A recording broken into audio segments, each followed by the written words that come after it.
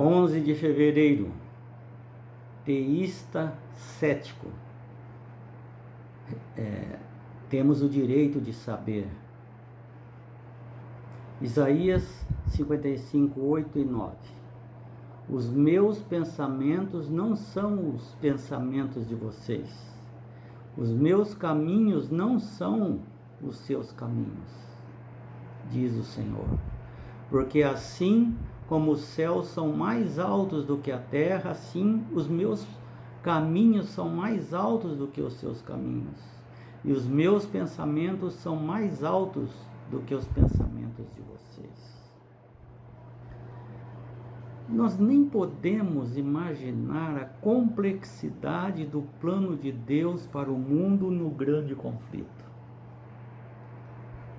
Por que deveríamos achar que temos condições de saber exatamente quais são as razões pelas quais Deus faz ou deixa de fazer alguma coisa em determinada ocasião? Como criaturas, nós sabemos muito pouco. Nós temos a mente limitada. Nós não conseguimos ver o invisível. Mas tem uma teologia chamada de ateísmo cético,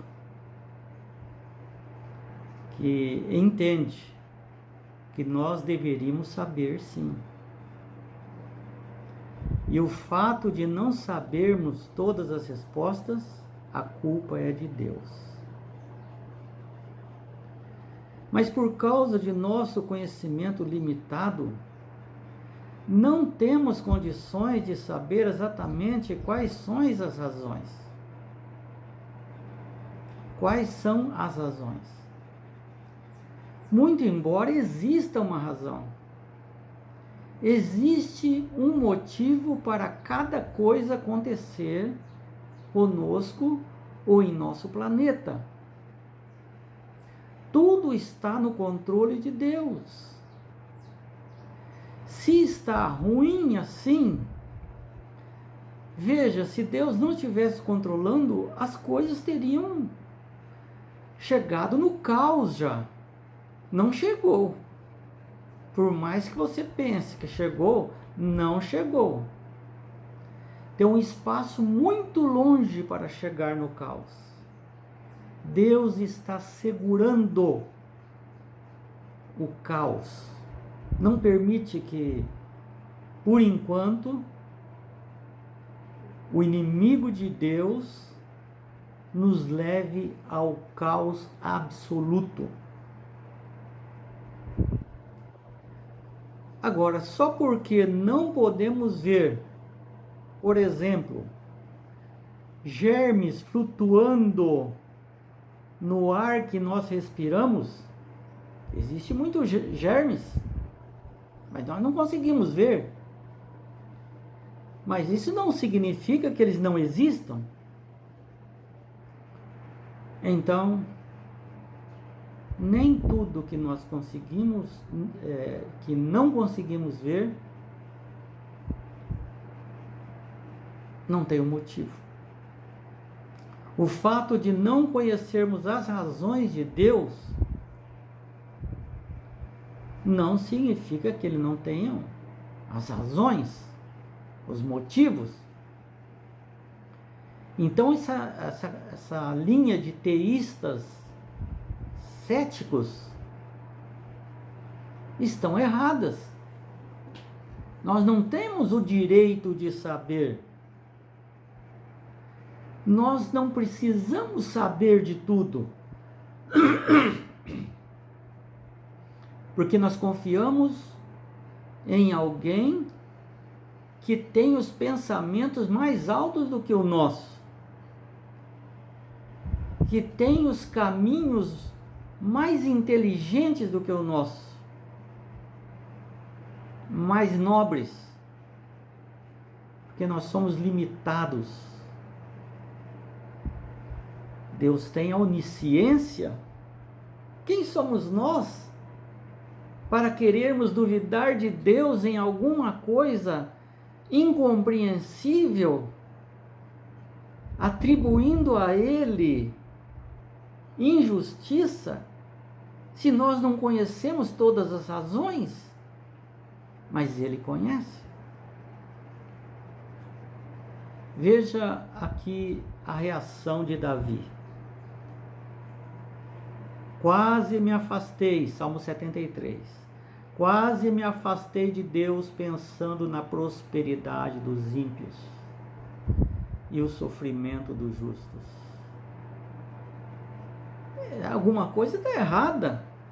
Devia ser o contrário.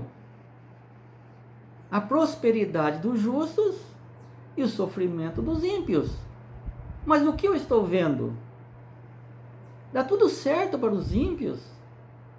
Seus filhos alegres e com saúde, tendo o seu alimento, progredindo materialmente cada vez mais, famílias grandes, bonitas, com muitas posses. E veja o pobre, veja o ímpio, veja o justo. O justo está em constante sofrimento, sendo perseguido por causa da sua fé, está sendo ridicularizado, muitas vezes não tem o pão de cada dia, está enfermo, não tem dinheiro para o seu tratamento, seus filhos às vezes não podem fazer uma faculdade, não tem meio de locomoção, e vão na igreja. Às vezes precisam de uma cesta básica. E são fiéis, devolvem o dízimo, andam na lei de Deus. E parecem que são condenados ao fracasso, enquanto os ímpios parecem terem razão naquilo que eles estão fazendo. Veja, esse era o pensamento de Davi. E ele reclamou, inclusive, diz: Deus não está vendo isso? Deus não toma uma providência sobre isso? Por isso ele disse: olha, quase me apostatei, por pouco, meus pés resvalaram na apostasia, por causa que eu não tinha explicação sobre isso. Fiquei muito aflito com isso. Fiquei irado, com raiva disso, sem a resposta de Deus. Pois por mais aflito que eu ficasse, parece que mais longe da resposta ficava.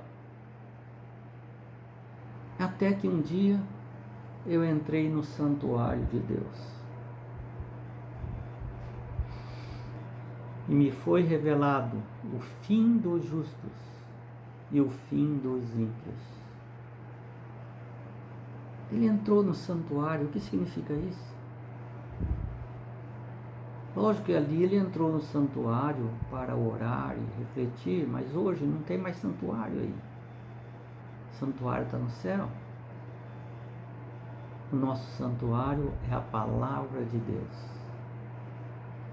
Ler a palavra de Deus. Deixar o Espírito Santo te explicar coisas que você não sabe. Te convencer do pecado, da justiça e do juízo.